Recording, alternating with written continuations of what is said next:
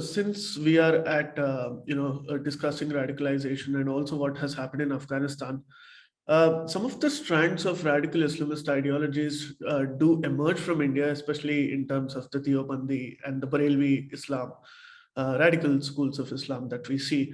And one of the classical ways through which radicalism is, of course, spread is through madrasas. So, could you brief us about how exactly this happens? Look, well, we know that madrasas, like other theological schools, are seminaries, right? They're not attached to, or how we would classify modern education. It's, Right. it's not the CBSE curriculum being taught at madrasas.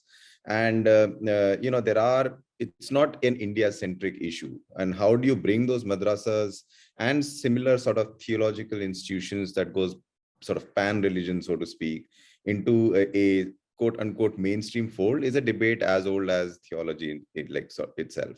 So the problem is that a lot of this is politicized in the sense that it's not an outright issue of security, and it's not an outright issue of educational policies by any means. A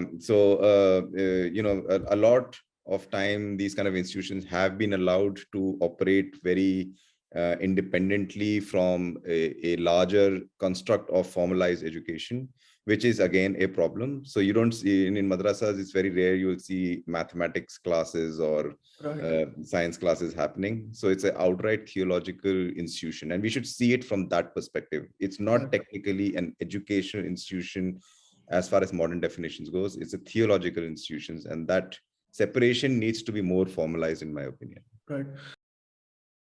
Please remember to subscribe to us and switch on the notifications for this channel. For our other social media links, more content, and to support our work, please visit citti.net. Dhanyavad. Namaskar.